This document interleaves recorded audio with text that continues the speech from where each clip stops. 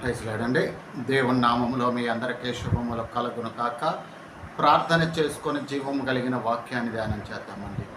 మహాపరిశుద్ధుడైన ప్రేమ కలిగిన తండ్రి యేసయ్య, ఈ యొక్క ఉదయకాలం వేళ కొద్దిసేపు మీ జీవ వాక్యం ధ్యానం చేయబోతుండగా ప్రభువ, వాక్యమై ఉన్న దేవ మీరు మాతో మాట్లాడి ముచ్చటించి మీరే మహిమ ఘనత ప్రభావాలు పొందుకున్న ఆయన మీరు మాట్లాడితే మేము జీవిస్తాం ప్రభువ. మా జీవం కలిగిన మాటలు మీ యొద్దే ఉన్నాయి కాబట్టి నాయన మాతో మాట్లాడి ముచ్చటించి మీరే మహిమ ఘనత ప్రభావాలు పొందుకోమని వేడుకుంటున్నాం ప్రభువ. కొద్దిసేపు నాయన నీ యొక్క జీవ వాక్యం ధ్యానం చేయబోతుండగా ప్రభువ, వాక్యమై ఉన్న దేవ మీరు మాతో అందరితో మాట్లాడి ముచ్చటించి మీరే మహిమ ఘనత ప్రభావాలు పొందుకోమని వేడుకుంటూ నజరేయుడైన క్రీస్తు నామములో వేడుకుంటున్నాం తండ్రి, ఆమేన్. అందరికీ వందనాలండి. ఈరోజు కీర్తనల 102వ అధ్యాయం చదువుకుందాం. మొదటి వచనం, కొన్ని వచనాలు. యెహోవా నా ప్రార్థన ఆలకింపుము, నా మొర నీ యొద్దకు చేరనిమ్ము. 17వ వచనం చదువుకుందామండి. అలాగే చివరి భాగం కూడా చదువుకుందామండి. ఆయన దిక్కులేని దరిద్రుల ప్రార్థన నిరాకరింపగా వారి ప్రార్థన వైపు తిరిగి ఉన్నాడు. చివరి వచనం చదువుకుందామండి. నీ సేవకుల కుమారులు నిలిచి ఉందరు, వారి సంతానము నీ సన్నిధిలో స్థిరపరచబడును. ఇక్కడికి వచ్చేసరికి ఏమంటున్నాడండి?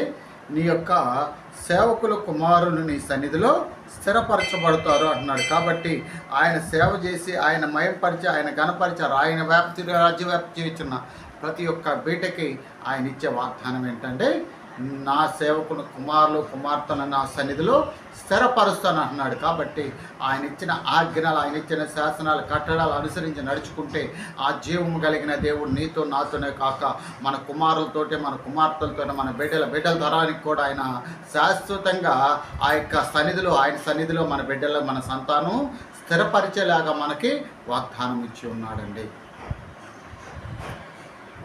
ప్రేమించేదం అధికముగా ఆరాధించం, ఆసక్తితో ప్రేమించేదం అధికముగా ఆరాధించం, ఆసక్తితో ఉన్న మనసుతో ఆరాధించం, నిన్న పూర్ణ బలముతో ప్రేమించేదం.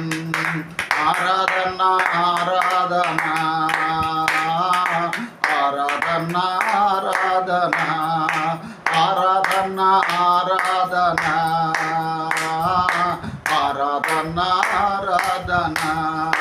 యెహోవా రఫా, యెహోవా రఫా, స్వస్థపరిచావే వందనమయ. యెహోవా